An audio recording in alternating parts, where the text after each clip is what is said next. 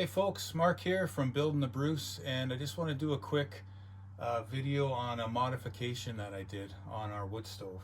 This is a Pacific Energy Super Series 27, and I want to show you a way that you might consider to either increase or decrease your burn depending on what the draft condition is and temperature is outside. So let me show you what I've got going here. Okay, so we've had this stove about 17 years, and one of the things that I noticed right away is that this stove is a real easy breather, as they say. Even though it's airtight, which is basically controlled combustion, it does at times seem to want to overfire. And from looking at other posts on forums about this particular stove, it seems like it's a common issue. And I mean, the reason that they do it is they're trying to clean up the emissions. So there are wood stoves out there this is the air control on this stove, and this is start position or wide open, and this is closed. There are stoves out there when you close that air down completely, like the fire will basically snuff itself out. So this stove is not like that. And in fact, for the first couple of years, I was kind of concerned. We'd have fires in here, and the temperatures would be kind of going off the chart. And I always kept a stovetop temperature thermometer on. And then what I switched to was up here, I went to a flue thermometer, which is much more accurate, and it would give you the actual temperatures of your flue gases. So when this stove would be, in my opinion, overfiring, that indicator needle would be all the way over on the other side of the clock, like at 3 o'clock, which is way into the too hot range.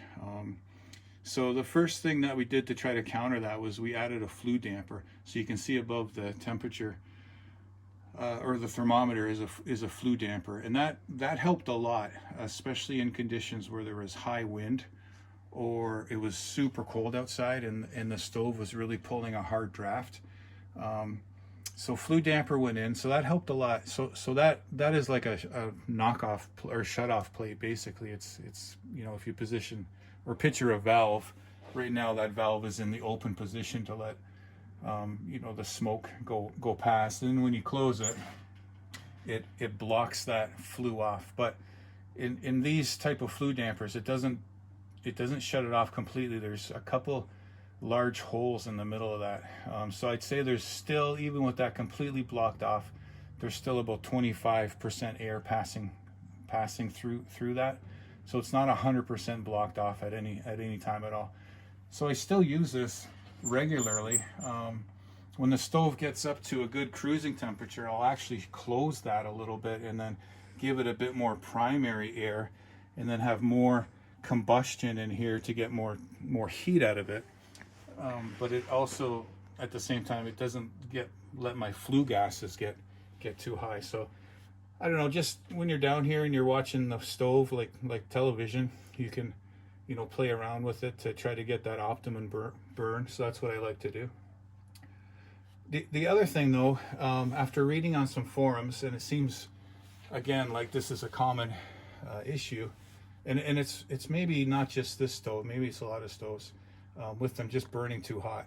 So that's unsettling, you know, when you start to see those temperatures climb in the flue, and you look inside the stove, and it's just like a raging fireball in there, and there's nothing you can do.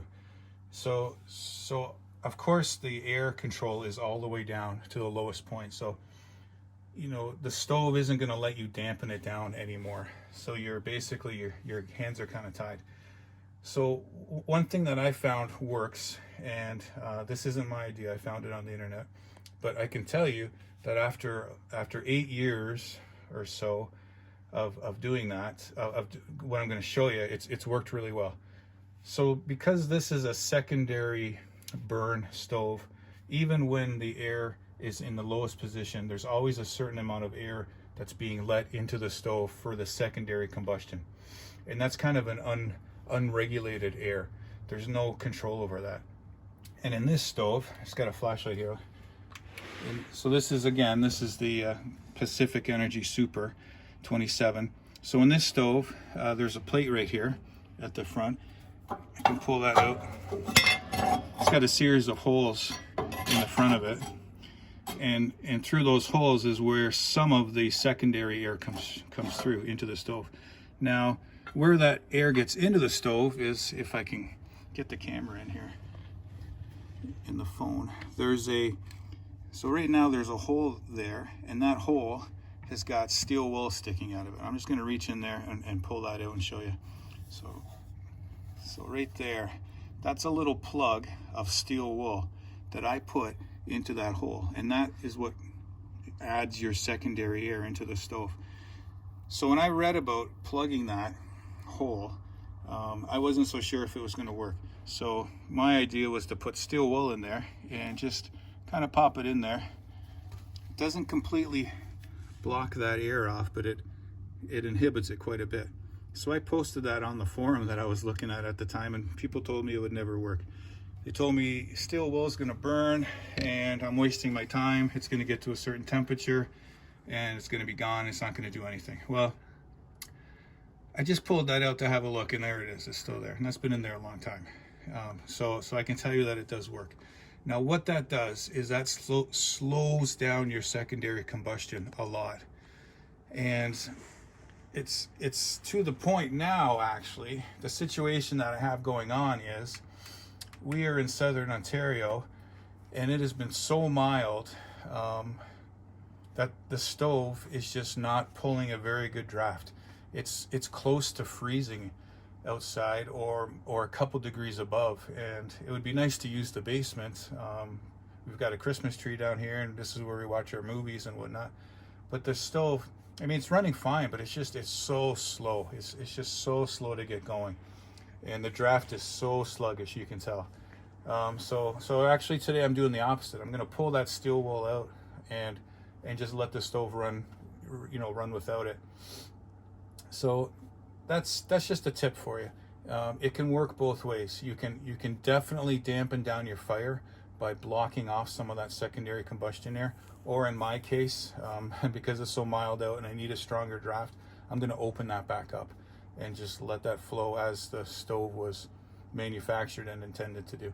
So, by no means take this as the gospel truth. Every stove installation is a little bit different. Your situation could be a little bit different, but since I have done that, I can say that the runaway fires and the overfiring conditions have gone away. It's a much more controllable stove now. It's much easier to control. You don't have those moments when you're watching the temperature probe thermometer spike, and you can hear the stove getting hot. You can smell the heat. Those are all scary moments as a wood stove owner. So since I've done that, we don't have any more of those issues. So anyway, I just wanted to make a quick video. I hope it's quick. It always starts out with my intentions of being not too long, but the story kind of evolves as I go. If you have any questions, leave a comment. I can maybe give you some more details about this and my stove or my installation, what I'm dealing with, and hopefully it helps out. Last year I made a video, and it's that time of year again. Everyone's looking for wood stove advice, and that video has come alive again. And I remember at the time someone gave me a comment, or they were asking me questions about this stove in particular, the Super 27. And they mentioned that they couldn't get enough heat out of it unless their stove was glowing red. So anyway, I talked them through some advice there on the comments, but I just at no time ever should your stove be glowing. Like, no part of the stove is meant to glow. So if that's happening, then you have an overfiring issue for sure. So hopefully what I've given you today is another tool for the toolbox, and will help you out if that is happening to your stove in your particular installation. Anyhow, hope that helps you out. Have a great day, and we'll see you on the next one.